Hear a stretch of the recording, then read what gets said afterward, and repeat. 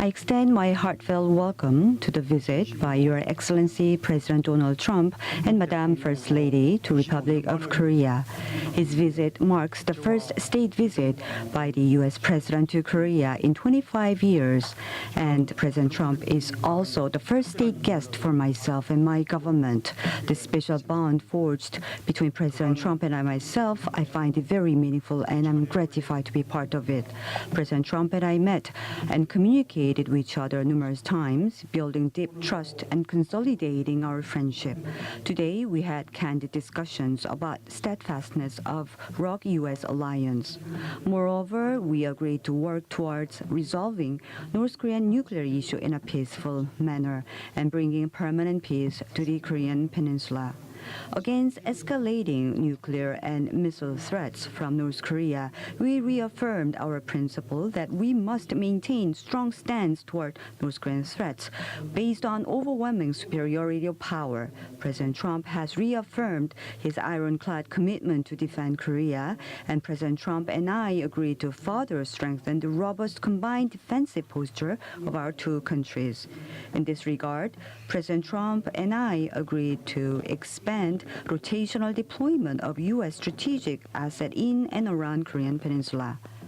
We will step up our collaboration to enhance Korea's self-defense capability to unprecedented levels. To this end, we reached a conclusion today to lift the payload limit on Korean missiles completely. There was a final agreement. We also agreed to begin consultation for Korea's acquisitions and development of Korea's state-of-the-art military reconnaissance assets. Once again, we strongly urge North Korea to halt its nuclear and missile provocation and to come to dialogue table for denuclearization as soon as possible. President Trump and I reaffirmed our current strategy, which is to maximize pressure and sanctions on North Korea until it gives up nuclear weapons and to come to the table for dialogue on its own. At the same time, should North Korea choose to make the right choice, we also reaffirmed our view that we are willing to offer North Korea a bright future. Based on such common approach between our two countries, we will continue to lead efforts to bring peaceful and fundamental solutions to North Korean nuclear issues. We will maintain close collaboration with the international community, including the neighboring countries.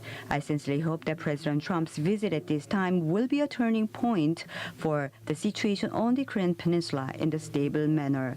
Today, President Trump and I visited Pyeongtaek Base, which is a symbolic venue for showing the future of ROK-US alliance and also Korea's contribution to the alliance. As we gave our words of encouragement to Korean and American service members who are striving to realize our common goal, we could feel the strong friendship of Korea and U.S. alliance on the site. President Trump and I also agreed to continue strengthening of the combined defense postures and capabilities of the bilateral alliance by pursuing defense cost sharing at an adequate and reasonable level. Last but not least, we reaffirmed that economic cooperation is an important pillar of ROK-US alliance. We share the view that economic cooperation is a critical element in our efforts to pursue sustainable and future-oriented ROK-US alliance. In order to enjoy the benefit of free, equitable, and balanced trade together, we agreed to have the relevant authorities expedite the process of Korea's FTA consultation. By sharing the universal value and the fruits of economic prosperity with the humankind, President Trump and I agreed to make a joint contribution to the peace and prosperity of the world. We also agreed to continue strengthening cooperation for global challenges, including issues of terrorism, women, human rights, and public health. President Trump requested that I need to talk with him continuously, and we agreed that we will continuously have a frequent and close communications. And by doing that, we'll further strengthen the trust and ties between us and also solidify the bilateral alliance. Once again, I extend warm welcome to President and Madam First Lady's visit to Korea. Please enjoy the beautiful autumn weather and find deepening of friendship in our two countries as well as us, our two leaders. Thank you. 감사합니다. 문재인 대통령 Thank you very much. That was an opening statement by President Moon Jae-in, which will be followed by President Donald Trump. Thank you very much, President Moon. Thank you for honoring us with the invitation to be here today and for the incredibly warm welcome and magnificent ceremony you have given us during our first trip to the very beautiful city of Seoul. Thank you very much. Melania and I had a wonderful time having tea with you and First Lady Kim. Thank you. At the beautiful Blue House, which I've heard so much about and now get to visit and see firsthand.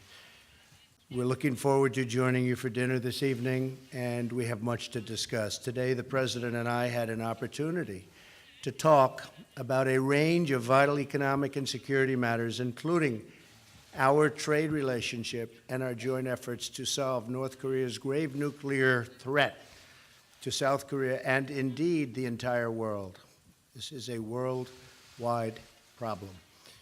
The Republic of Korea is more than a long-standing ally of the United States. We are partners and friends who have fought side by side in a war and really worked very hard and prospered toward a great and lasting peace. I feel confident that we'll be able to reach a free, fair, and reciprocal trade deal as we renegotiate our current 5-year-old trade document. We cannot allow North Korea to threaten all that we have built, and we built it very much together, and we're very, very proud of it also together. But all that we've built in the decades since our soldiers sacrificed side by side in the struggle for freedom. Our alliance is more important than ever to peace and security on the Korean Peninsula and across the Indo-Pacific region. That is why Vice President Pence, Secretary of State Tillerson, who's with us today, and Secretary of Defense Mattis, who was here just a short time ago, have all traveled to Seoul in the first year of my administration. It was very important to me that they did. North Korea's sixth test of a nuclear device and its missile launches are a threat not only to the people of South Korea, but to the people all across our globe. We will together confront North Korea's actions and prevent the North Korean dictator from threatening millions of innocent lives. He is indeed threatening millions and millions of lives so needlessly. North Korea is a worldwide threat that requires worldwide action. We call on every responsible nation, including China and Russia, to demand that the North Korean regime end its nuclear weapons and its missile programs and live in peace. As the South Korean people know so well, it's time to act with urgency and with great determination. All nations must implement UN Security Council regulations and cease trade and business entirely with North Korea.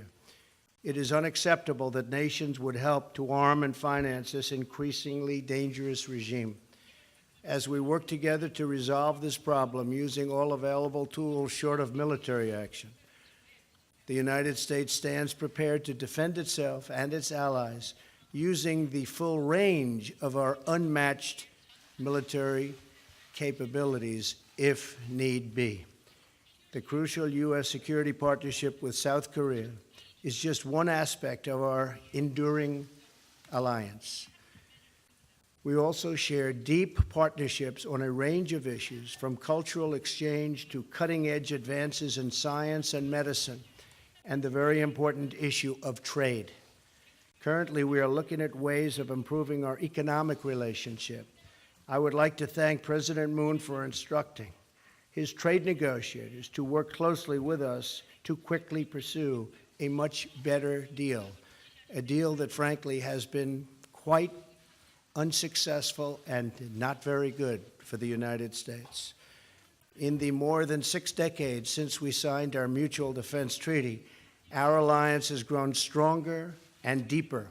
Our two nations symbolize what independent countries can accomplish when they serve the interests of their people, respect the sovereignty of their neighbors, and uphold the rule of law. Imagine the amazing possibilities for a Korean peninsula liberated from the threat of nuclear weapons, where all Koreans could enjoy the blessings of liberty and the prosperity that you have achieved right here in South Korea. I also want to congratulate President Moon and the South Korean people on hosting the Winter Olympics this upcoming February. It will be a truly spectacular event. Mr. President, I want to thank you, First Lady Kim, and I mean it was just so special today. The ceremony was so beautiful. We very much thank you for it. Together, our two nations will handle threats to peace and security, stand up to those who would threaten our freedom, and boldly seize the incredible opportunities for a better, brighter, and more prosperous tomorrow. In good times and bad, in moments of great hardship and great success, our two nations can always count on the close bonds and deep friendship we share as free, proud, and independent people. Mr. President, I look forward to the rest of our visit together, and I send the wonderful citizens of South Korea the best wishes from the people of the United States of America. Thank you very much. Thank you. 감사합니다. Very much. 트럼프 대통령의 We have just heard from 발언이었습니다. President 지금부터 Trump, and I would like to invite the questions from the members of the media corps. So we would like to now ask the White House correspondents from the U.S. side to ask questions, and President Trump will respond. And then from the Blue House, there will be Q&A. The first question from the United States will go to Margaret Brennan from CBS. Thank you, sir. Mr. President. Which one? Mr. President, President Trump. I will have questions for both of you gentlemen, but President Trump, you spoke here in South Korea saying that you do believe that the crisis with North Korea will be worked out. So specifically, have you seen any success in your diplomatic strategy so far, and do you still believe that direct talks are a waste of time? Well, I think you know me well enough to know that I don't like talking about whether I see success or not in a case such as this. We like to play our cards a little bit close to the vest. I will say this, that I believe it makes sense for North Korea to do the right thing, not only for North Korea, but for humanity all over the world. So there is a lot of reason, a lot of good reason behind it. With that, yes, I think we're making a lot of progress. I think we're showing great strength. I think they understand we have unparalleled strength. There has never been strength like it. You know, we sent 3 of the largest aircraft carriers in the world, and they're right now positioned. We have a nuclear submarine also positioned. We have many things happening that we hope, in fact, I'll go a step further. We hope to God we never have to use. With that being said, I really believe that it makes sense for North Korea to come to the table and to make a deal that's good for the people of North Korea and the people of the world. I do see certain movement, yes, but let's see what happens. And on direct talks, sir? I don't want to say that. Okay. I just don't want to say that. You can understand that. I do, sir.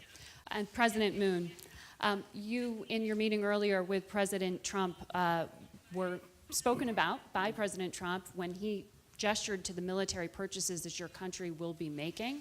And I'm wondering, as you look towards that military buildup, if that signals something, perhaps a change in your view, where you believe a more aggressive stance towards North Korea is more appropriate.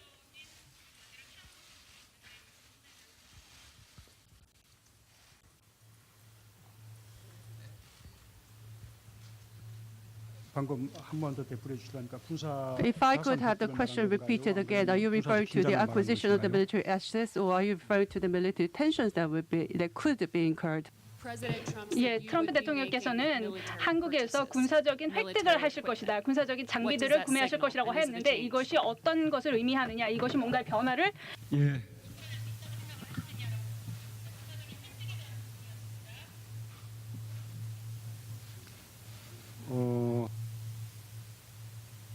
지금 어느 쪽을 질문하신 잘 모르겠는데. I'm not entirely sure which direction your question was, but I can say one thing. When it comes to the state-of-art reconnaissance assets and the strategic assets, on acquisition of this U.S. Strategic assets, we have agreed to begin the consultations for acquisition, Korea's acquisition of such assets.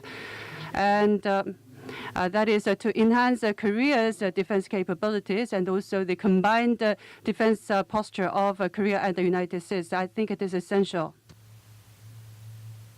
I may add to that the president and I have agreed they'll be buying which they want and which they need, and everybody thinks it makes a lot of sense. We make the greatest military equipment in the world, whether it's planes, whether it's missiles, no matter what it is. We have the greatest military equipment in the world. And South Korea will be ordering billions of dollars of that equipment, which frankly for them makes a lot of sense. And for us, it means jobs. It means reducing our trade deficit with South Korea. But they'll be ordering billions of dollars worth of equipment, and we've already approved some of those orders. Okay? Thank you. 예, 다음은 Yes, 문재인 next 대통령께 we'd like 질문 to I have the questions raised to President Moon from the Korean reporters. Please raise your hand. Yes, Mr. Moon Byung-gi of Donghwa Daily newspaper. Please go ahead. My name is Moon Byung-gi. I'm affiliated with Donghwa Daily newspaper. I have a question for President Moon. Between Korea and the United States, I think one of the most important diplomatic challenges will be to overcome resolve the nuclear problem of the DPRK. And you gave it a foreign press interview, and so you talked about bringing balance in diplomacy, and you talked about resolving nuclear problem and close cooperation between Korea and the United States, and you talked about China's role. Are you referring to the balance between the U.S. Balance of Korea between U.S. and China, or refer to something else? You have had a third summit meeting. At the summit meeting we just had, you said that you have agreed to bring a permanent peace settlement on the Korean Peninsula. And what kind of role are you expecting the United States and President Trump to play with regards to settling peace on the Korean Peninsula? Yes, on the bringing balance in our diplomatic approaches, this is not about our stance vis-à-vis the United States and China. We are trying to bring a solution to the nuclear problem, DPRK nuclear problem, and to bring permanent peace on the Korean Peninsula. And moreover, we would like to promote peace, stability, and prosperity of the Northeast Asian region. So we would like to expand our diplomatic efforts in this regard, and that should include our efforts for China, as well as ASEAN and Russia and the EU. I believe that we should diversify efforts, diplomatic efforts, so that we can pursue a more balanced approach. That was the intention of making such comment. And to establish permanent peace on the Korean Peninsula and to resolve the nuclear problem, I think there's a role to be played by the United States and China. And when it comes to the United States, a very strong sanctions and pressure is being put by the United States. The U.S. is leading efforts, and I am very sure that substantive results will be realized through such efforts. And China has also faithfully implemented the UN resolution to impose sanctions on DPRK. So we have heightened the pressure and sanctions on DPRK, and I think this will also contribute to resolving the nuclear problem. And if our international society's efforts bear fruits, such efforts bear fruit, and if we can really make a turnaround, then I'm sure that we'll be able to bring North Korea to the table of dialogue. And through such dialogue, I am very confident that we can freeze the nuclear program, ultimately dismantle the weapons program of the DPRK entirely. And in this, I believe that cooperation from the U.S. and China is essential. And on establishing a permanent peace on the Korean Peninsula, I don't think it's the right timing that we talk about this issue. Now we should focus on bringing an end to the DPRK provocations and bringing DPRK to the table for dialogue. This is the impending challenge that we must address now. So we must focus on the sanctions and pressure. And when there is a turnaround, when the turnaround finally comes, then we should certainly make efforts to further consult each other to create the U.S. For settling peace on the Korean Peninsula. I want to just say that President Xi, where we will be tomorrow, China, has been very helpful. We'll find out how helpful soon, but he really has been very, very helpful. So China is out trying very hard to solve the problem with North Korea. We hope that Russia likewise will be helpful. We also hope that other countries, and we know for a fact that other countries have already started, and we've had great dialogue with many other countries, as you know, and they're really helping a lot. So if we get China, if we get Russia, and we have some other countries, but we want to get most of them, we think that things will happen, and they could happen very quickly. This is a problem, by the way, that should have been done over the last 25 years, not now. This is not the right time to be doing it, but that's what I got. That's what I got. This is a problem that should have been taken care of a long time ago. Thank you. Thank you. The United States' second and final question will go to Ali Vitali from NBC.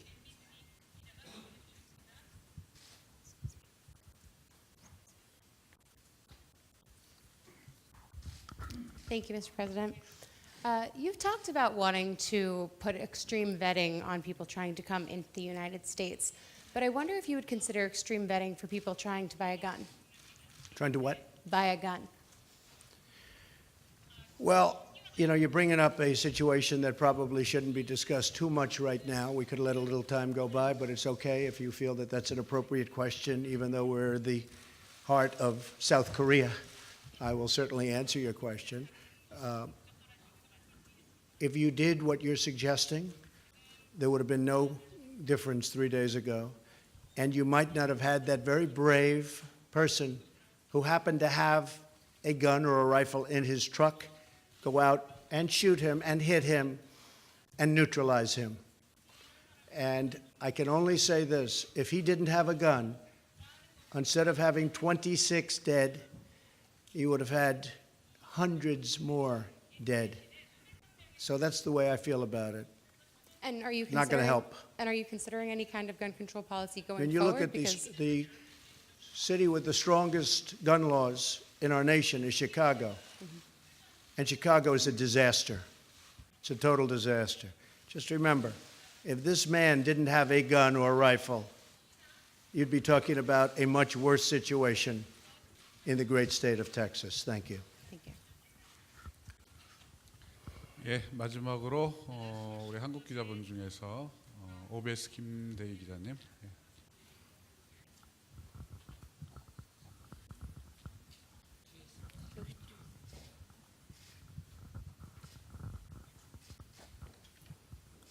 예, 트럼프 대통령에게 질문을 For the 하겠습니다. President Trump.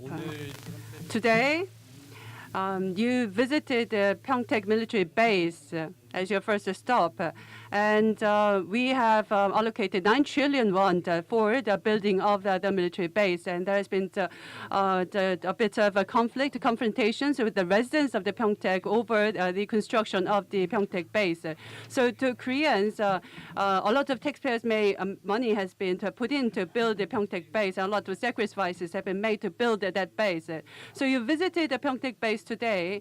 And many people talked about free riding of Korea against the security of the United States. And so what are your feelings about such talks as you visited the Pyeongtaek base? And another question I have is that people have concerns about Korea passing, although a lot of that has gone away. People are still concerned that Korea may be neglected in diplomacy. So what are your views on the Korea passing? Can you say for sure, for certain, that Korea passing no longer exists for the Korean people? I'll start off with your second.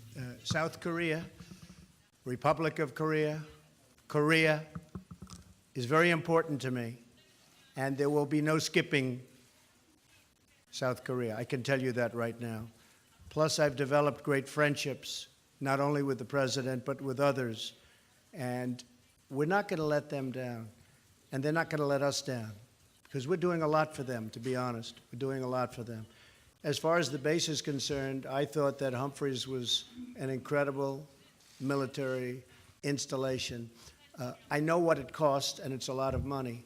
We actually spent some of that money. And as you know, that money was spent, for the most part, to protect South Korea, not to protect the United States, but some of that money was spent by us.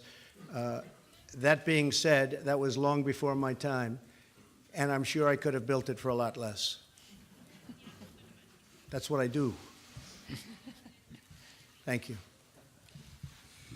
예, 예, 그 점을 제가 좀 보충해서 Well, if you don't mind, I'd like to make some supplementary remarks. Today, President Trump visited Pyeongtaek military base, and his visit shows through his visit, we were able to show that Korea is making significant contributions, huge contributions to the Chorus alliance. I hope that that has been felt by President Trump. And at the expanded summit talks, he has expressed his appreciation for the construction of the splendid base. And at the Pyeongtaek base, with the 8th Army commander, as well as the USFK commander, we had a briefing by the commanders, and there was a strong emphasis on that part as well. Ladies and gentlemen, I would like to now conclude the press conference of President Trump and President Moon Jae-in. I would like to extend our appreciation to the members of the diplomatic corps for being here. Thank you.